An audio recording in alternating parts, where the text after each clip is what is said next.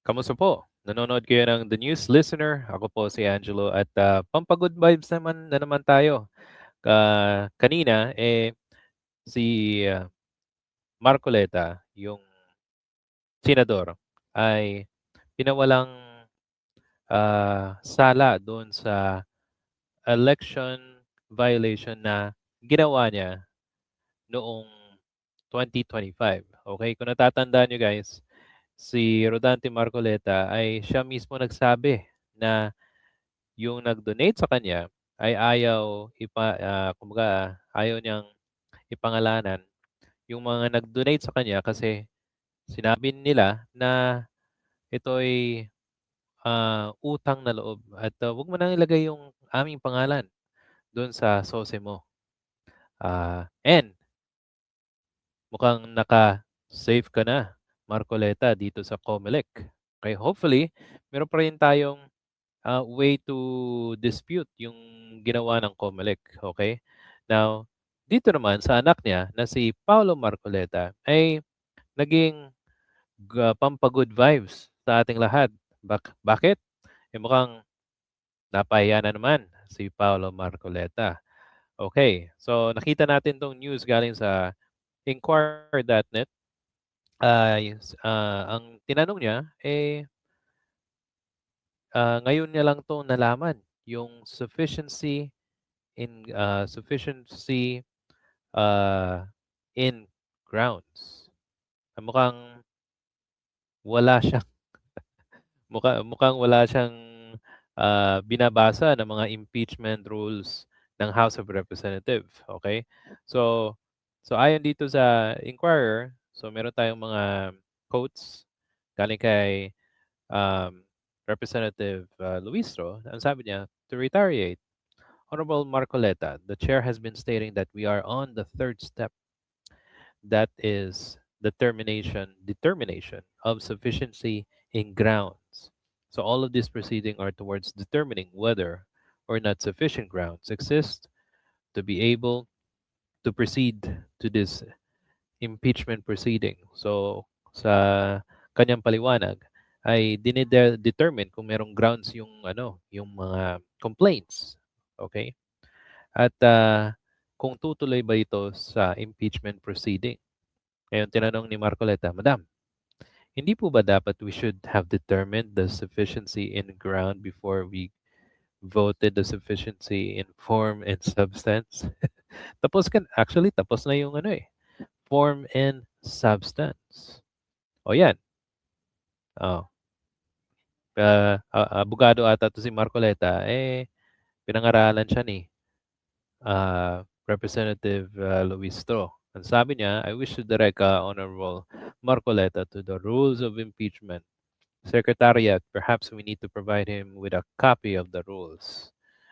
Pinapahiya niya talaga yung sarili niya. Ewan ko talaga kay Paulo Marcoleta. Pero, guys, so mas maigi na panoorin natin mismo anong nangyari at punta tayo dito sa YouTube channel galing sa ABS-CBN. Okay? Let's watch this. To manifest. Since I was chief of staff here way back 2004 up to 2024, I've witnessed impeachment proceedings against presidents, one ombudsman, one chief justice. Pero wala pa po akong narinig na pag-uusap tungkol sa sufficiency in grounds. Ang naririnig ko lang lagi, sufficiency in form and substance. Ngayon ko lang po yata narinig itong bago na rule na ito, sufficiency in grounds.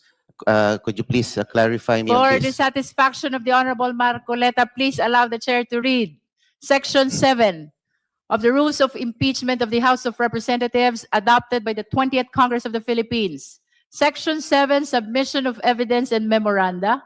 After receipt of the pleadings, affidavit and counter-affidavits, and relevant documents provided for in Section 6, or the expiration of the time within which they may be filed, the committee shall determine whether the complaint alleges sufficient grounds for impeachment. That is for the satisfaction of the Honorable Marcoleta. May I know, Madam Chair, when the rules were promulgated? This not has furnished a been the copy. rules of impeachment of the 19th Congress, which the 20th Congress adopted. So it's not new. Hindi po siya bago.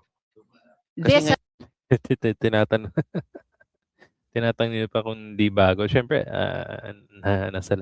nasabi na po ng chair na hindi na bago. Oh, by the way, hindi pa pala abogado to si Paulo Marcoleta, pero sinabi niya naging chief of staff siya noong 2004. Napanood niya na yung mga impeachment. At sana, di ba nalaman niya na muna doon sa rules na merong pwedeng maglagay ng rules yung House of Representatives. Diba? At this is, if you're thinking about sufficient in grounds, okay, kung anong ibig sabihin nun, at least dito malalaman, may evaluate ng respondent, si Sara Duterte, yung, by the way, may evaluate yung answer o yung reply ni Sara Duterte sa mga complainants kung meron talagang basis para continue. Okay? Kung hindi mapatunayan, hindi siya matutuloy doon sa impeachment proceedings. Okay? Kaso nga lang, si Sara Duterte mukhang hindi sumagot ng ng maayos. O yun, mas na madali yung sufficiency in grounds. Okay? At sana, yun na nga sabi ni Congressman Luistro is dapat alam mo naman dapat naging chief of staff ka. 'Di ba? Inadapt ng 19th Congress, which is nandun yung tatay niya. Now, this is the new Congress. Sige. Continue. has been part of the previous rules which were used during the past impeachment processes. Opo, kasi bago lang po sa akin yung sufficiency in grounds. Hindi ko po narinig yan sa mga dating proceedings. Yun lang po. Salamat. Panggulo lang balat at parang panggulo talaga tong si Marcoleta. Yung magamat talaga ganun, no?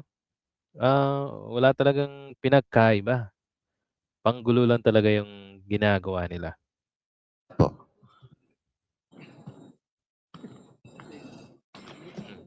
The Honorable Marcoleta. Madam Chair, also, again, a manifestation for clarification with the indulgence of the Chair. Akin pong hinihiling ang clarification ng komite kaugnay ng aplikasyon ng Section 7 ng ating rules on impeachment, particular kung kailan eksaktong nagta-transition ng komite mula sa determination of sufficiency in grounds patungo sa conduct of hearings at reception of evidence. Sa malinaw na basa ng Section 7, matapos ang submission ng pleadings, affidavits, at relevant documents sa ilalim ng Section 6, o matapos ang lapse ng period, ang tungkulin ng komite ay tukuyin muna kung may sufficient grounds for impeachment. Kung wala, dapat i-dismiss. Kung meron, saka pa lamang magko-conduct ng hearing kung saan papasok ang examination, cross-examination, at compulsory processes. Kaya nais ko lamang malinawan, Madam Chair, kung ang mga tinatalakay at tinatanggap na materyales at references sa puntong ito ay para na ba sa determination of sufficiency in grounds o tayo ba ay de facto na nasa hearing stage na dapat ay nangyayari lamang pagkatapos ng ganong determinasyon. Ang paglilinaw na ito ay mahalaga upang matiyak na ang ating proseso ay nananatiling tapat sa ating sariling rules at upang maiwasan ng anumang persepsyon na ang komite ay lumalampas o naghahalo ng mga yugto ng proceedings na malino na pinaghiwalay ng ating rules on impeachment. Maraming salamat po, Madam Chair.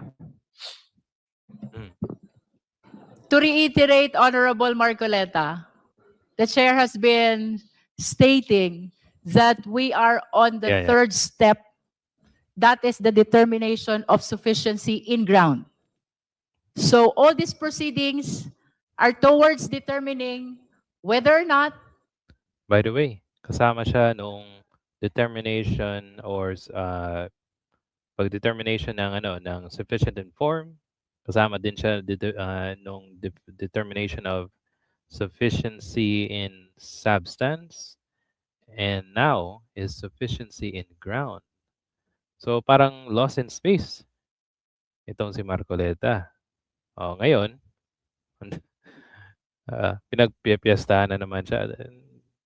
Dapat siguro alam ni Marcoleta na halos lahat ng Pilipino na nanonood ay talagang pinagtatawanan siya. Sufficient ground exists to be able to proceed to this impeachment proceeding. Schooling. It is only after the declaration of whether or not there is sufficient ground that we may be able to proceed to hearing proper. During the hearing proper, both the complainant and the respondent will be given opportunity to present their witnesses and their evidence. Madam, di po dapat we should have determined the Dapat mo. sufficiency in ground before we voted for sufficiency in form and substance. Kasi we already I wish voted to- for that. I wish to direct the Honorable Marcoleta to the rules of impeachment, Secretariat. Perhaps we need to provide him a copy of the rules. Again, the proceeding before the Justice Committee, Honorable Marcoleta, is summarized into 5. And you can confirm this from the rules of impeachment adopted by the 20th Congress. 1 is form, 2 is substance, 3 is ground, 4th is hearing proper, and 5th is the determination of probable cause. After that, we go to the plenary. Kindly look into the copy of the rules of impeachment, because everything that I am saying Binigyan na is siya. strictly consistent with the provision of the rules. I will go Pangulo. check, Madam Chair. Thank you. Madam Chair. Madam Chair, I encourage all members, even non-members, no, na sana po basahin po natin yung rules para hindi po tayo nalilito at nang sa ganun po ay maiwasan po natin yung mga tanong na maliwanag naman po sa ating rules. Kumbaga, magbasa ng rules para walang pag-aaksaya ng panahon. Para walang waste of time. Nasa rules na po. Kaso itong si Marcoleta talagang dinidelay. Ano ba talagang gusto niya? Delay? O para sumikat siya at maging magandang halimbawa para sa mga DDS? Di ba? Pinangaralan ka na ni Ma'am Louise Tro. Tapos, ito pa yung si Representative Chua.